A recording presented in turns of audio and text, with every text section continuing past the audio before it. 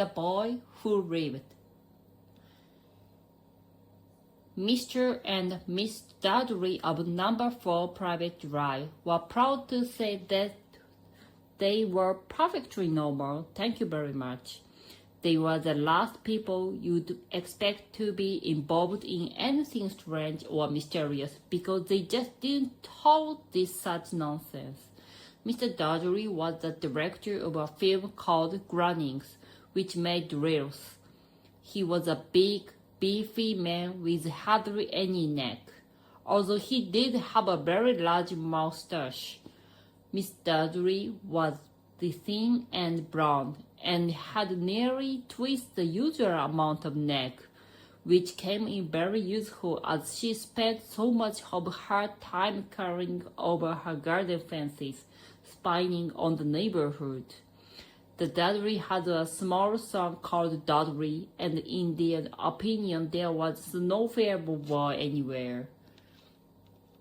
The Dudley had everything they wanted, but they also had a secret, and their greatest fear was that somebody would discover it. They didn't think they could bear if anyone found out about the Potters.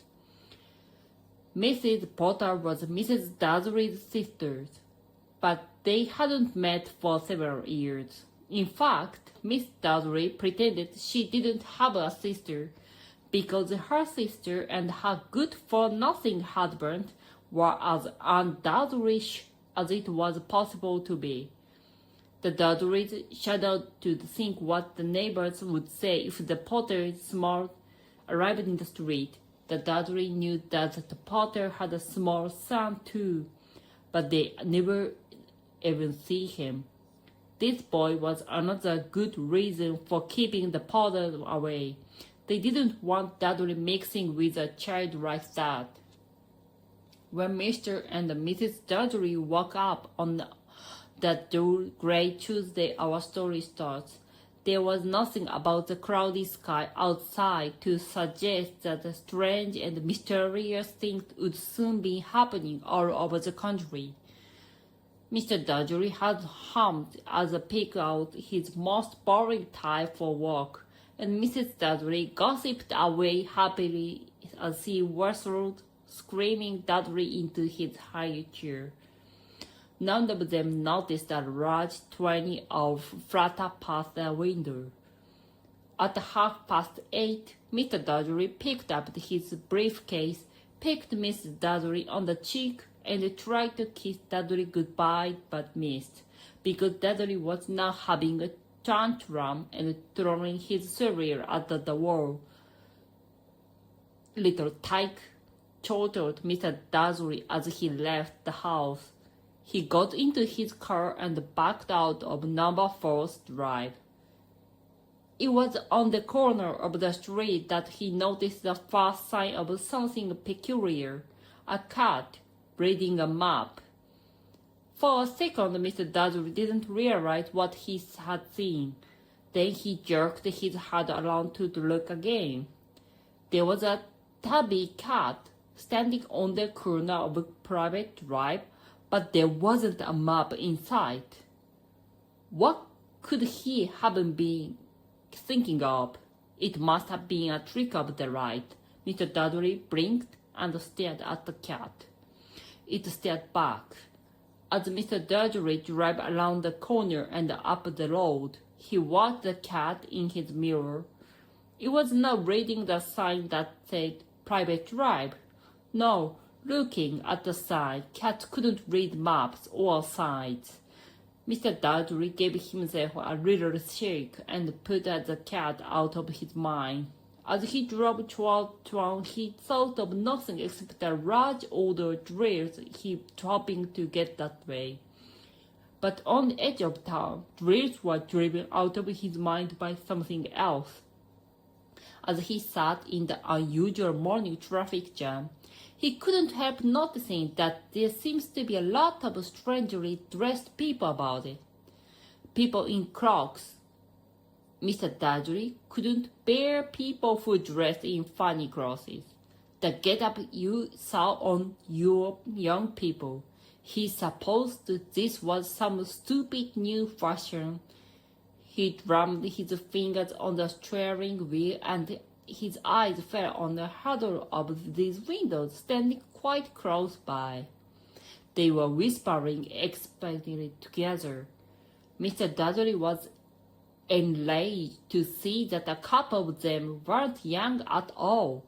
Why, that man had to be older than he was, and wearing an emerald green cloak.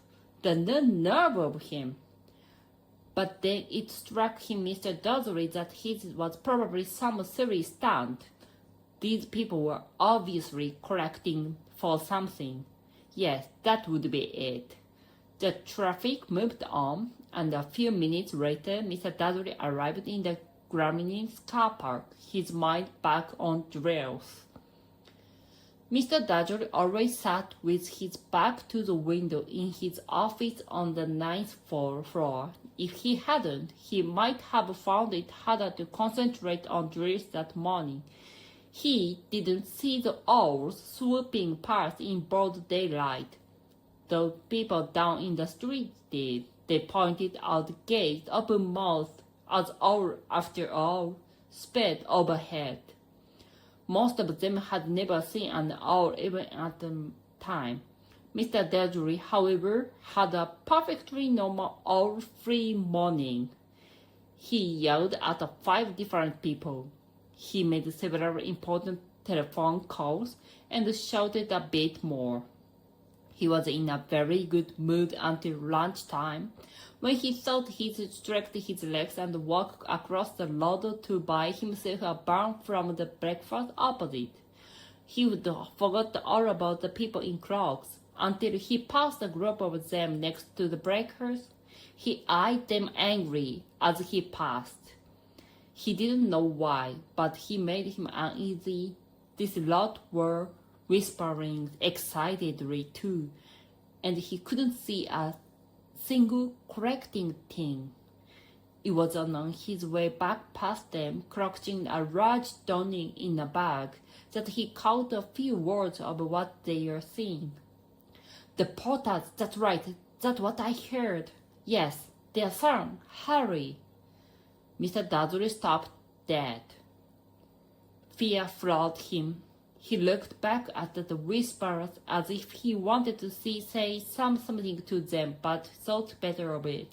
He dashed back across the road, hurried up to his office, snapped at his secretary not to disturb him, seized his telephone, and had almost finished dialing his home number when he changed his mind.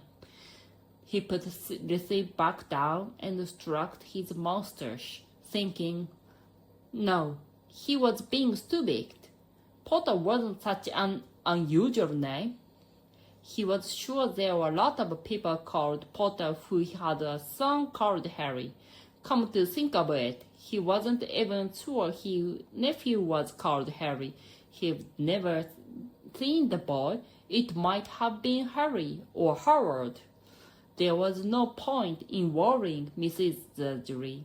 She always got so upset at any mention of her sister. He didn't blame her if he had a sister like that. But all the same, those people in cloaks. He found it a lot harder to concentrate on drills afternoon. And when he left the building at 5 o'clock, he was still so worried that he walked straight into someone just outside the door. Sorry, he groaned as the tiny older man stumbled and almost fell. It was a few seconds before Mr. Dudley realized that the man was wearing a boy's cloak. He didn't seem at all upset at being almost knocked to the ground. On the contrary, his face split into a wide smile, and he said in a squeaky voice that made passers-by stare, "Don't be sorry, my dear sir, for nothing could upset me today. Rejoice, for you know who has gone at last. Even Margaret like yourself should be celebrating this happy day." And the old man hugged Mr. Dudley around the middle and walked off. Mr. Dodgery stood rooted to the spot. He had been hugged by a complete stranger. He also thought he had been called a muggle, whatever what that was. He was Lazarus. He hurried to his car and set off home, hoping he was imagining things which he had never hoped before, because he didn't approve of imagination. As he pulled into the driveway of number 4, the first thing he saw, and it didn't improve his mood, was a tabby cat he had spotted that morning. It was now sitting on his garden wall. He was sure it was the same one. It had the same marking around its eyes. "Shoo," said Mr. Dodgery loudly. The cat didn't move. It just gave him a stern look. Was this normal cat behavior? Mr. Dudley wondered. Trying to pull himself together, he let himself into the house. He was still determined not to mention anything to his wife. Mrs. Dudley had had a nice normal day. She told him over dinner all about Mrs. Next Door's problems with her daughter, and how Dudley had learned a new word, shan't. Mr. Dudley tried to act normally. When Dudley had been put to bed, he went into the living room in time to catch the last report on the evening news.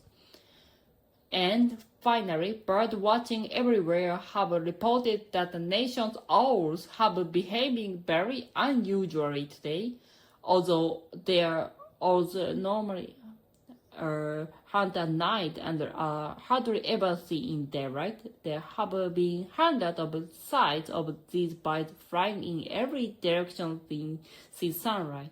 Experts are unable to explain why the owls have suddenly changed the sleeping pattern. The news reader allowed himself a ring. Most mysterious. And now over to Jim Mick goofing with the weather. Going to be any more shouts about all tonight, Jim? Well, Ted, said the weatherman, I don't know about that, but it's not only the owls that are being acting oddly today. Beavers as far apart as Kent, Yorkshire, and Dundee have been phoning in to tell them that instead of the rain I promised yesterday, they have had a downpour of shooting stars. Perhaps people have been celebrating bonfire night early. It's not until next week, folks, but I can promise a wet night tonight.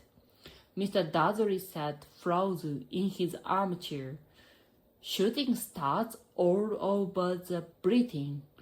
Owls flying by daylight, mysterious people in cloaks all over the place, and a whisper about the porters.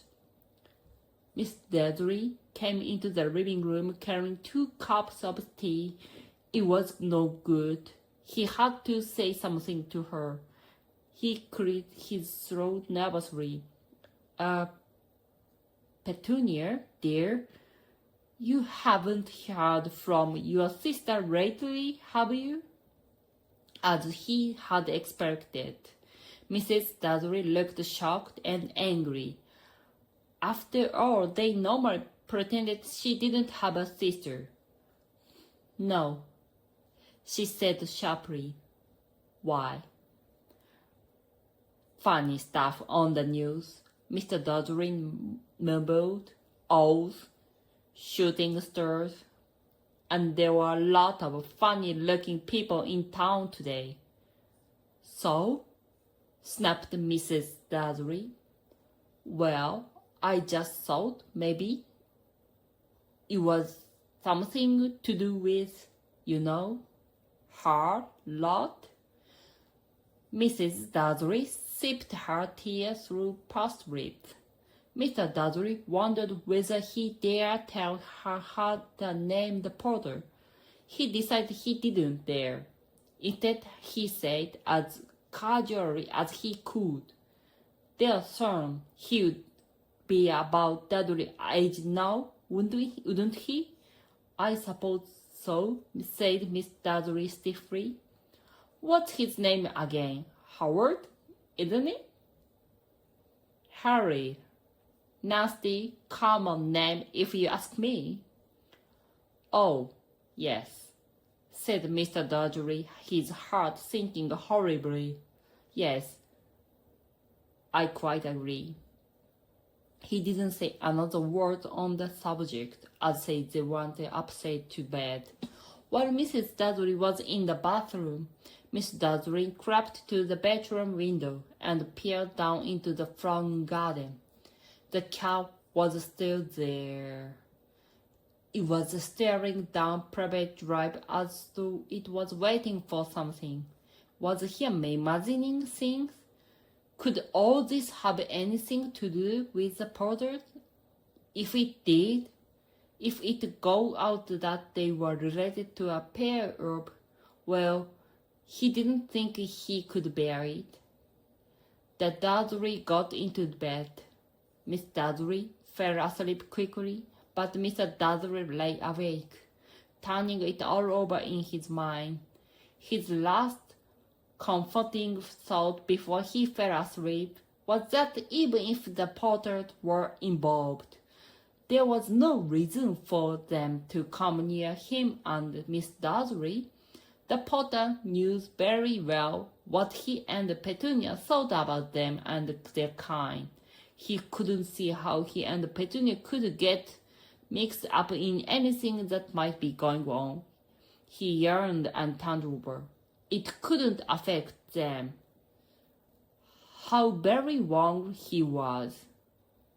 Mr. Dudley might have been drifting into an uneasy sleep, but the cat on the wall outside was showing no sign of sleepiness. It was sitting as still as a statue, its eyes fixed unblinkingly on the far corner of Perfect Drive. It didn't so much as squeak when a car drove from in the next street, nor when two owls swooped overhead. In fact, it was nearly midnight before the cat moved at all. A man appeared on the corner the cat had been watching. Appeared so suddenly and unsightly you'd thought he just popped out of the ground. The cat's tail twitched and its eyes narrowed. Nothing like this man had ever been seen in previous drives. He was tall, thin, and very old, judging by the silver of his hair and beard, which were both long enough to tuck into his belt. He was wearing long robes, a purple cloak which swept the ground, and high-heel buckled boots. His blue eyes were bright and sparkling behind half-moon spectacles, and his nose was very long and crooked, and though it had been broken at least twice. This man's name was Albus Dumbledore. Albus Dumbledore didn't seem to realize that he just arrived in a street where everything from his name to his boots was unwelcome. He was busy rummaging in his cloak, looking for something. But he did seem to realize he was being watched, because he looked up suddenly at the cat, which was still staring at him from the other end of the street. For some reason, the sight of the cat seemed to amuse him. He chuckled and muttered, "I should have known." He had found what he was looking for in his inside pocket. It seems to be a silver cigarette lighter. He flicked up, held it up, he clicked it again. The next little pop. He clicked it again. The next lamp flickered into darkness. 12 times he clicked the put-outer until the only lights left in the Wall Street were two tiny pink ricks in the distance, which were the eyes of the cat watching him. If anyone looked out the window now, even beady-eyed Mrs. Dudley, they wouldn't be able to see anything that was happening down on the pavement. Dumbledore slipped that put-outer back inside his cloak and set off down street towards the number 4, where he sat down on the wall next to the cat. He didn't look at it, but after a moment, he spoke to it. Fancy seeing you here, Professor McGonagall. He turned to smile at the teddy, but it had gone. Instead, he was smiling at a rather severe-looking woman who was wearing square glasses exactly the shape of the markings the cat had around its eyes. She, too, was wearing a cloak, an emerald one. Her black hair was drawn into a tight bun. She looked distinctly ruffled. How did you know it was me? She asked. My dear professor, I've never seen a cat sit so stiffly. You'd be stiff if you'd been sitting on a brick wall all day, said Professor McGonagall. All day? When you could have been celebrating. I must have passed dozens feasts and parties on my fear. Professor McGonagall sniffed, angry. Oh yes, everyone's celebrating all right, she said impatiently. You'd think they'd be a bit more careful, but no. Even the muggles have noticed something going on. It was on their news. She jerked her head back at the dark living room window. I heard it. Flocks of owls. Shooting stars? Well, they are not completely stupid. They were bounded to notice something. Shooting stars down in Kent. I'll bet that was Digger. He never had much sense. You can't blame them, said Dumbledore gently. We have had precious little to celebrate for 11 years. I know that, said Professor McGonagall irritably, but that's no reason to lose our heads. People are being downright celebrate. Out on the street in broad daylight, not even dressed in muggle clothes, swapping rumors. She threw a sharp, sideway glance at Dumbledore here, as though hoping he was going to tell her something, but he didn't. So she went on. A fine thing it'd be if, on the very day you know who seems to have disappeared at last, the muggles found out about us all. I suppose he really has gone, Dumbledore? It certainly seems so, said Dumbledore. We have much to be thankful for. Would you care for a sherbet lemon? A what? A sherbet lemon? They are kind of muggle sweet I'm rather fond of. No, thank you, said Professor McGonagall coldly, as though she didn't think this was the moment for sherbet lemons. As I say, even if you know who has gone. My dear Professor, surely a sensible person like yourself can call him by his name. All this you-know-who nonsense. For 11 years, I have been trying to persuade people to call him by his proper name, Voldemort. Professor McGonagall flinched, but Dumbledore, who was unsticking 2 sherbet lemons, seemed not to notice. It all gets so confusing if we keep saying you know who. I have never seen any reason to be frightened of saying Voldemort's name. I know you haven't, said Professor McGonagall, sounding half experienced, half admiring. But you are different. Everyone knows you are the only one you know. Oh, all right. Voldemort was frightened off. You flatter me, said Dumbledore calmly. Voldemort had powers I will never have. Only because you are too, well, noble to use them. It's lucky it's dark. I haven't brushed so much since Madame Pomfrey told me she liked me my new earmuffs. Professor McGonagall shot a sharp look at Dumbledore and said, "The odds are nothing to the rumors that are flying around. You know what everyone's saying? About why he disappeared? About what finally stopped him?" It seemed that Professor McGonagall had reached the point she was most anxious to discuss. The real reason she had been waiting on cold hard wall all day, for neither as a cat nor as a woman, had she fixed Dumbledore with such a piercing stare as she did now.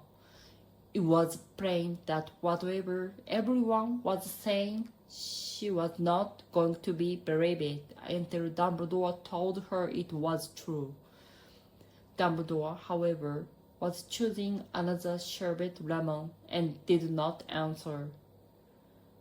"What they saying?" she pretended "is that last night Voldemort turned up in Gertrude's Hollow. He went to find the Potters.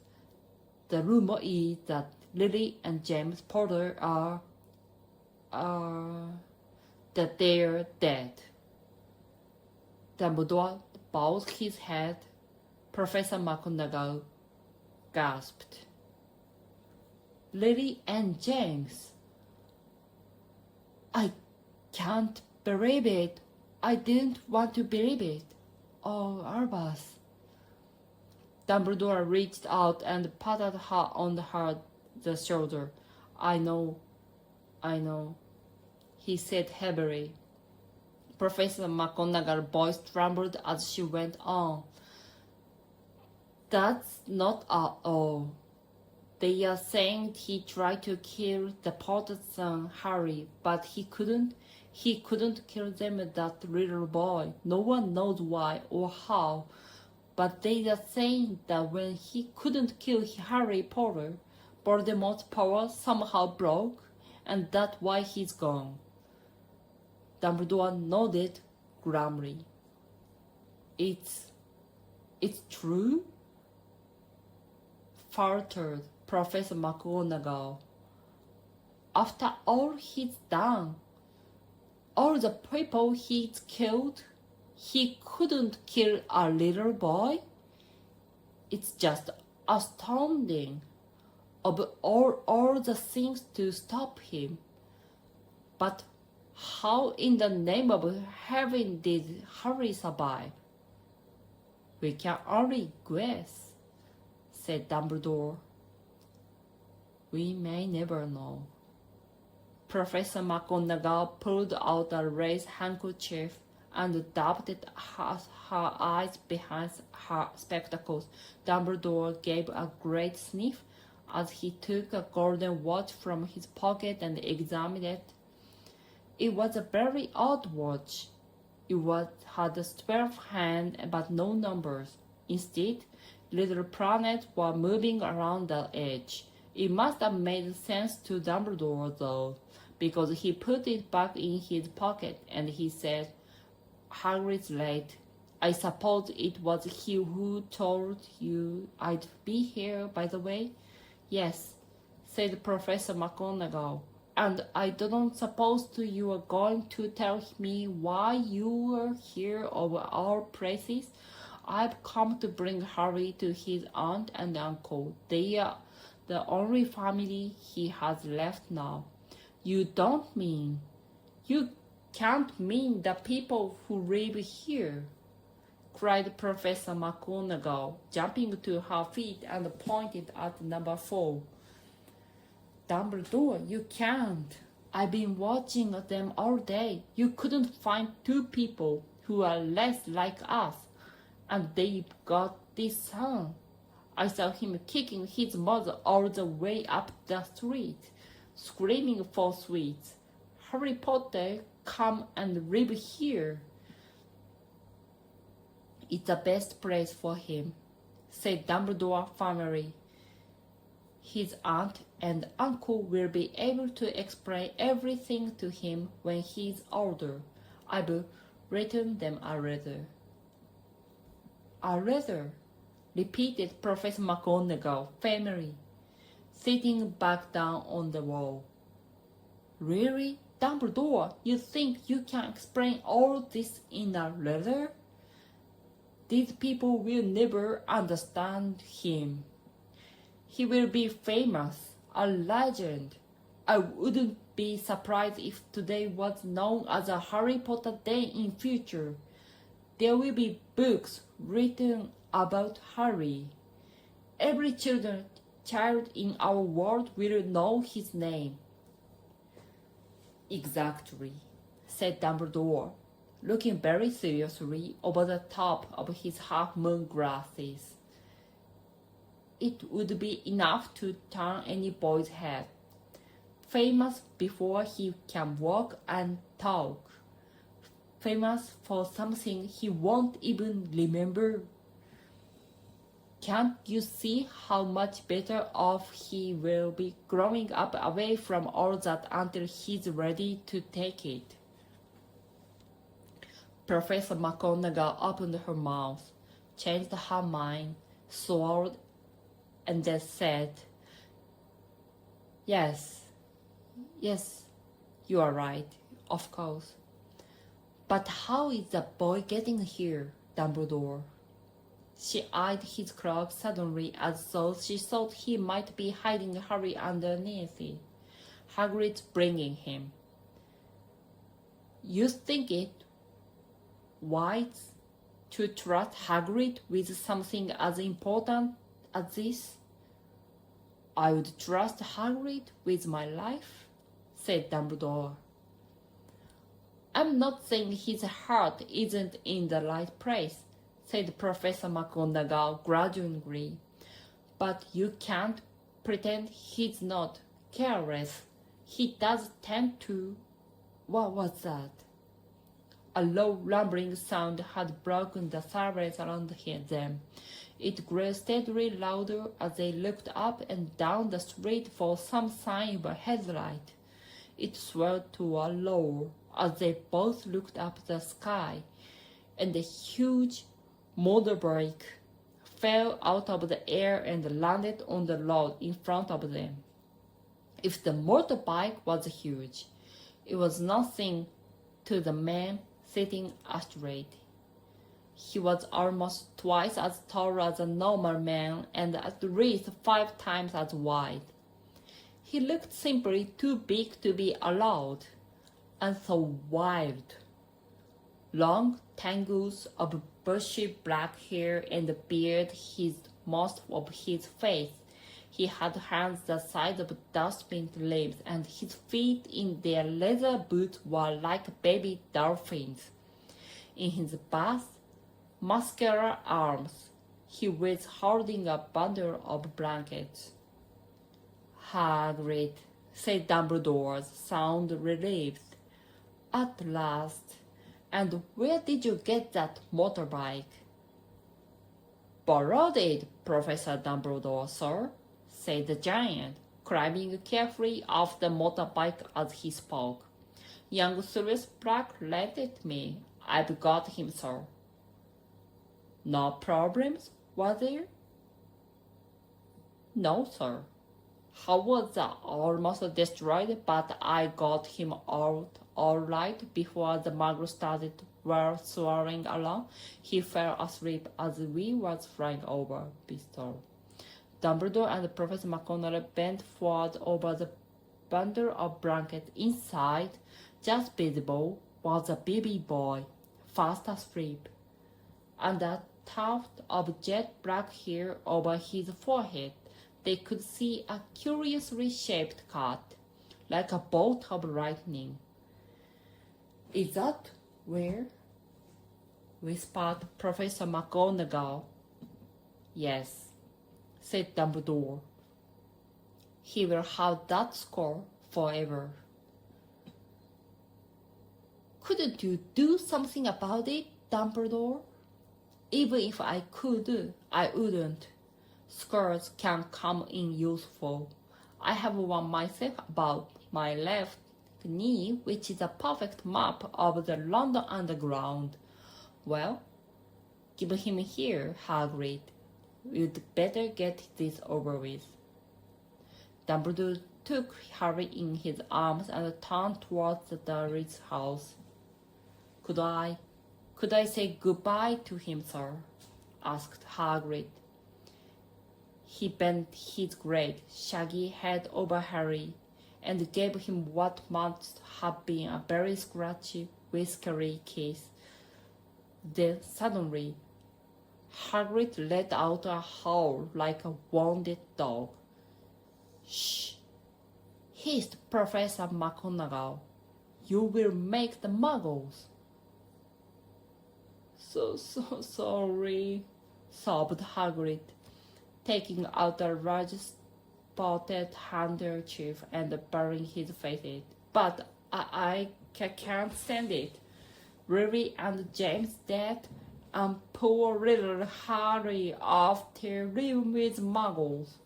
Yes, it's all very sad, but get a grip on yourself, Hagrid, or we will be found, Professor McGonagall whispered, patting Hagrid grimly on the arm as the double stepped over the low garden wall and walked to the front door. He laid Harry gently on the doorstep, took a little out his cloak, tucked into Harry's blanket, and then came back to the other two.